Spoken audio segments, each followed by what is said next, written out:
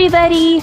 I just wanted to say thank you to everyone for all their input from last week. I heard from Aya that she's getting a lot more traffic over at her blog, so thank you so much for showing your support. Anyway, welcome to episode 3. This is going to be a special and I'm going to guess extra long edition of Dubbers Radio because it's an interview and I feel like people should really get to hear like as much as I can get onto YouTube videos. Anyway, today I am interviewing a very important person in this little dubbing world that we live in. She is the founder and leader of Hana Project and one of the best mixers and producers out there in my opinion. So everybody, let's give a warm welcome to one of my best friends, Kappa. Yay! Hi! You're so cute. I'm sitting here trying not to be like, oh, so nice. It's kind of awkward to try to do this while you're listening. I'm sorry for sitting here silently and awkwardly. Anyways, let's go on to the interview part. So, anyway, let's start with some like basic questions.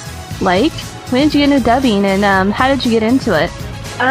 It was a while ago. It was November of 2009, I think. I mean, I don't know the exact date because my old YouTube account got deleted, so I just kind of guessed. It's around then, and I got into it because of Sanemu, which is the Sailor Moon musicals. I fell in love with them, and I saw some people singing the songs online on YouTube, and they were just kind of tragic. And given that I'm in real life, I'm a pretty shy and soft-spoken person, unless you really know me, and I definitely don't get out there very much, so like, putting my voice online isn't something that I ever thought I would be doing, but, I mean, they were so bad that I was like, well, what the heck? If they can get support, then maybe I should just try it, because it seemed kind of fun, so, yeah, and then about a month after that is when I started getting into Hana Project, because, you know, there were so much of the dubbing community is so based in that, so. Yeah, that's very true. Yeah. So that kind of led you into, I guess, what you've been doing now. Is there like a aspect of dubbing that you particularly like? I think the thing that I like the most about it is like the satisfaction that you get after you put up something that you know is really good. Like, and it makes all the stress that's led up to it. If it's a high stress dub, like, you know, Junran stuff or whatever. It makes that feel like it was worth it, no matter how many sleepless nights you had. Yeah, I can totally understand that. Yeah, like that. I know that group that is extremely stressful. Or how many hours you've spent singing Ishinai over and over and over again. Oh dear lord, I remember you complaining about that to me. Yeah, we won't get into it, because I'll start singing. Anyway, speaking of which, like, is there a favorite dub that you've done? Yeah, I think definitely the stuff that I've done with Junran is really, like, top on my list. I mean, it's hard to make a call on it because there's been a lot of stuff that I've really fallen in love with. But I'd say of all the Junran dubs too, Nanchatte Renai was the best one, in my opinion. And recently, I've got to, like, do a little shameless plug here. I am so obsessed with Egao 9's How Do You Like Japan? But, you know, that just came out, and I'm obsessed with everything right after it comes out, so. Yeah. But we'll see how it, like, works out in the next few weeks if I get tired of it or not. No. That's one of my favorites, too. Oh my god. I'm gonna probably have to put a link of this up because this is so good. I featured it last week on the radio show. Yeah, I saw that. So, you guys have to check it out because, like, I keep calling her Aji, but I feel really awkward trying to call her, like, by her, like, YouTube handle of, like, homeschool chick. 16, yeah. Oh, she has a number? Way to pay attention. But yeah, no, seriously, she was boring to you, Lisa. Yeah, it's kind of scary. She really is. Just check it out. Oh dear lord. Alright, I'm trying to, like, digress a little bit, but let's get back on track.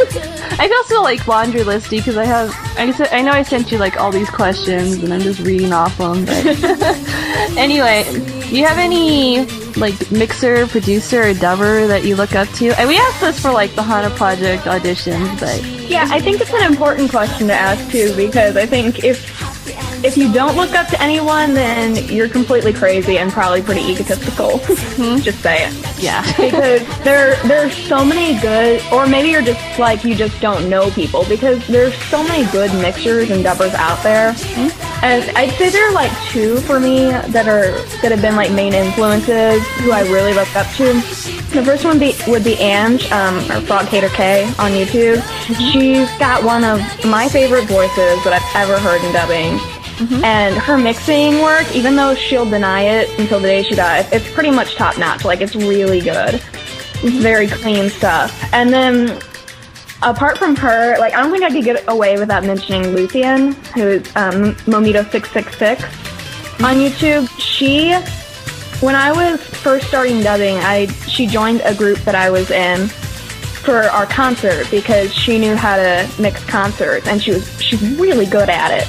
And I have to say, I knew about her a little bit beforehand, and I was a bit starstruck, especially when she started talking to me, because she's such a beautiful singer, such a talented mixer. She was like, I used to call her the mixing goddess, not that she knows this.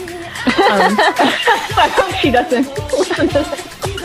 But she was patient enough to take my mixing and really talk to me and give me advice and the tools that I needed to kind of ramp it up a little bit. So she's been like a huge impact on my mixing. She introduced me to Audition and Utagoe, which are two of the main things that I use now, and taught me how to mix live dubs, which is like my favorite thing to do.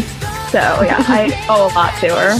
Man, I have to actually like comment on this because like I really have to thank Luthien because like she kind of taught me indirectly because she taught you how to do everything, and then you like, man, oh god, this always brings me back to our Japan Star days, Star Project days. Oh my god, I know. Where I put where I have all those mixes and you'd sit there and be like, it's too fast, it's too slow, it's too loud. And they were still too fast or too slow or too loud, and I let you get away with it. But no, yeah, she made comments to me after she joined Hana Project and discovered it, which was like a good 6-7 months after I had first met her, and I hadn't talked to her like all that time. And then she saw it, and she was like, "This isn't fair." She's like, "You mix better than me now, but I taught you." I was like, "Well, actually, Buggy mixes." She's like, "Wait, Buggy mixes better than you, but you taught her, but you mix better than me, and I taught you." And it's not true. She still mixes amazingly, but I think it's funny because it's like a chain of events. I really think that shows what a cool person she is, though. She's so humble. Yeah, she really is. She's amazing, though. Everyone should definitely check her out, subscribe to her, even though she's not much on YouTube anymore. Oh, such a nice story. Oh my god. Yeah, oh my god. Alright, we should probably get back to the interview here. So as I said before, you were the leader of Hana Project, and about when did Hana Project start? Hana Project started officially, well, like the channel was made in January 2009, maybe late December, I don't remember the exact date. And then we held auditions for a couple weeks, and I ended up closing them early because I found like the perfect 4 people that I wanted. And we released our first singles in February of 2009, and have been going strong ever since then. Yes. Oh, people should probably know this, but why isn't the Hana Project YouTube say that you started in January? I will try not to be vulgar here when I say that I'm really not a fan of AKS. They're the people that, I guess, manage AKB48, something like that. Yeah, we learned the hard way that you should not put up live videos of AKB48 because they will get you dragged down into YouTube purgatory, never to be seen again. I also should apologize for that because that's my group. Yep, and and now they're taking down PVs, and 2 of our PVs got pulled down, also from her group. Sorry. But Buggy's out to get the account, basically. No one. Apparently, if you're like popular, you don't have to have people watch your stuff on YouTube. Is what I'm learning. Basically, they didn't care when they weren't popular. Now they're popular. They're like, they can't put this on YouTube because we'll need to buy our crap. Yeah, it's kind of upsetting. Yeah. Well, But you deal with it. yeah, oh well, I mean,